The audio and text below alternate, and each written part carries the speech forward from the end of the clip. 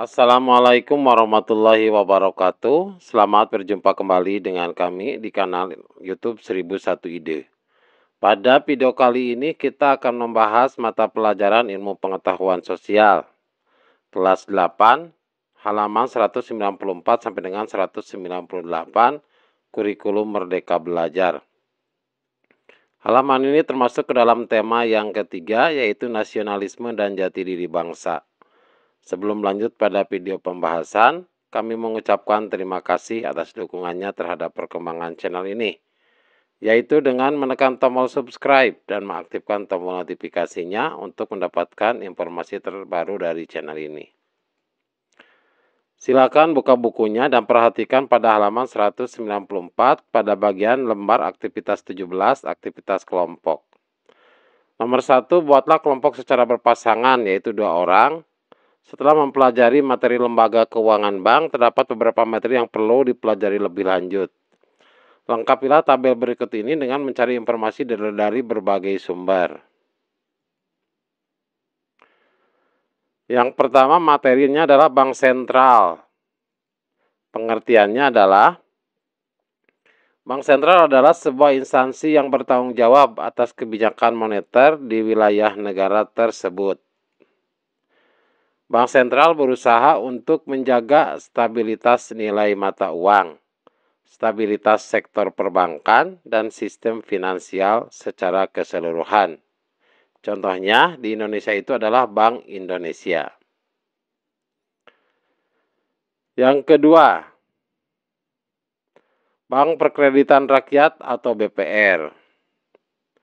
Bank Perkreditan Rakyat atau BPR adalah bank yang melaksanakan kegiatan usaha secara konvensional atau berdasarkan prinsip syariah yang dalam kegiatannya tidak memberikan jasa dalam lalu lintas pembayaran.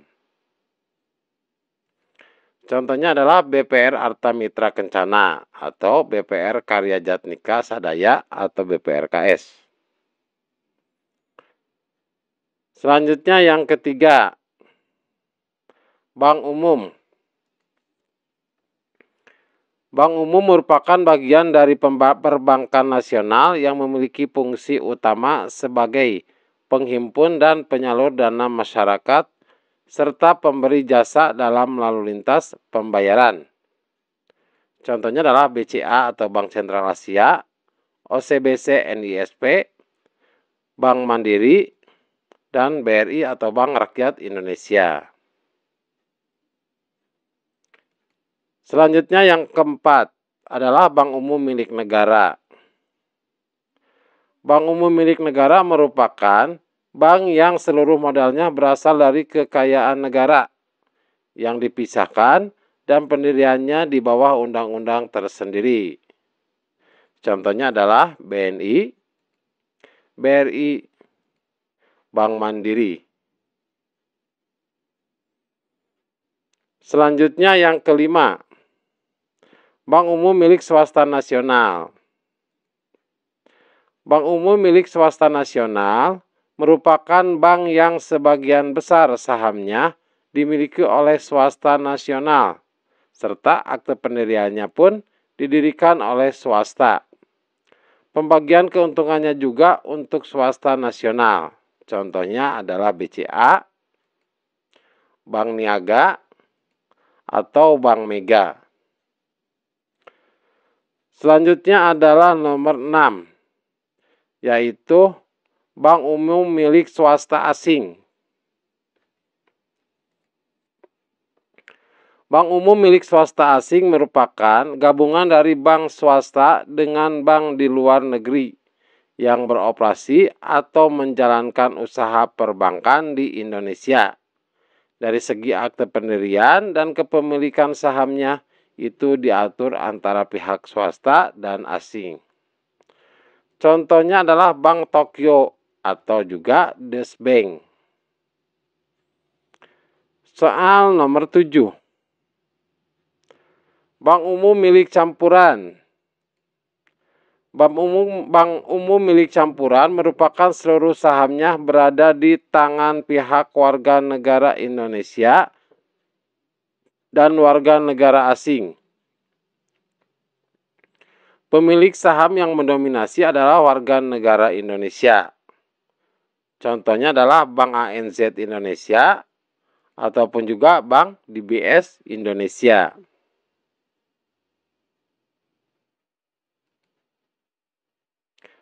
Selanjutnya pada halaman 198 lembar aktivitas 18 aktivitas individu.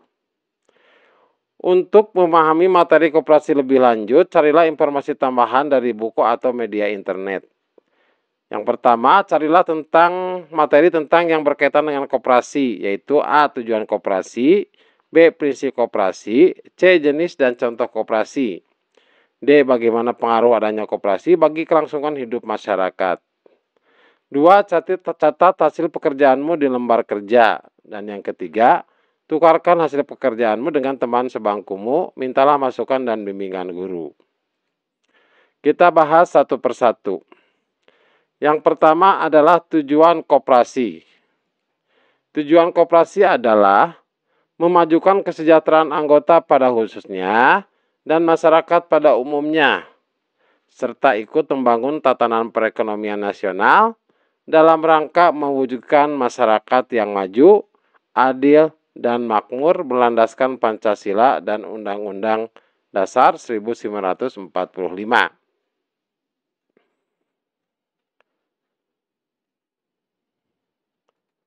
Yang B, prinsip dari koperasi. Yang pertama, keanggotaan bersifat sukarela dan terbuka. Yang kedua, pengelolaan dilakukan secara demokratis. Yang ketiga, pembagian sisa hasil usaha dilakukan secara adil sebanding dengan besarnya jasa usaha masing-masing anggota. Kemudian, pemberian balas jasa yang terbatas terhadap modal. Serta yang terakhir adalah kemandirian.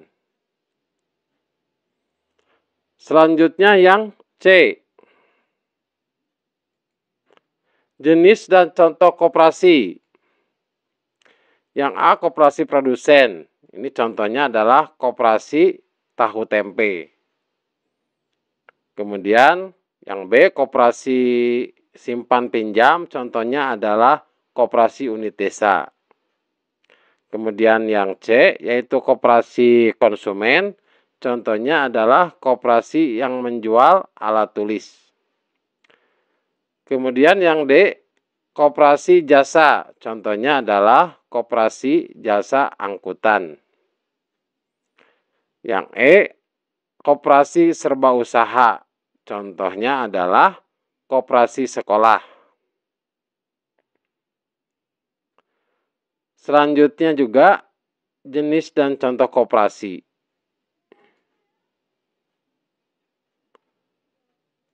Yaitu koperasi primer. Contohnya adalah koperasi sekolah ataupun koperasi karyawan. Sedangkan yang B yaitu koperasi sekunder. Contohnya adalah gabungan koperasi susu Indonesia. Itu contoh dari koperasi sekunder. Selanjutnya bagian yang D. Pengaruh adanya koperasi bagi kelangsungan kehidupan masyarakat. Yang pertama, koperasi dapat membantu mengatasi kemiskinan, ketidakmerataan pendapatan, dan ketergantungan ekonomi. Koperasi memberikan kesempatan bagi anggota untuk mengembangkan potensi, keterampilan, dan modal usaha mereka.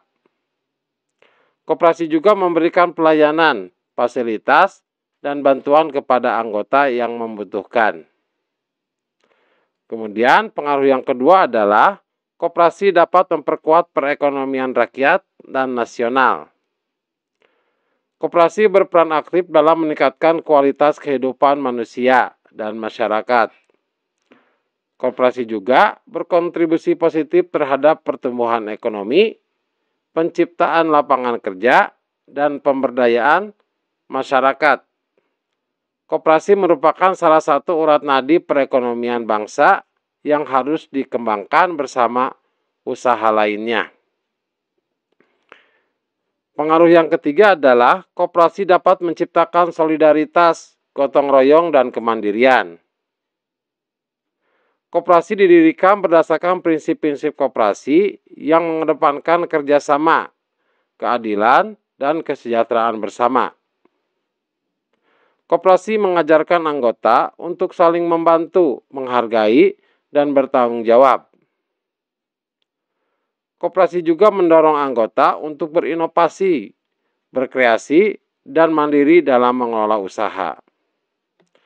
Demikianlah video pembahasan untuk mata pelajaran Ilmu Pengetahuan Sosial kelas 8, halaman 194 sampai 198, lembar aktivitas 17 yaitu aktivitas kelompok, dan lembar aktivitas 18 yaitu aktivitas individu. Jangan lupa kunjungi website kami 1001ide.com dan Instagram kami 1001ide. Semoga bermanfaat. Assalamualaikum warahmatullahi wabarakatuh.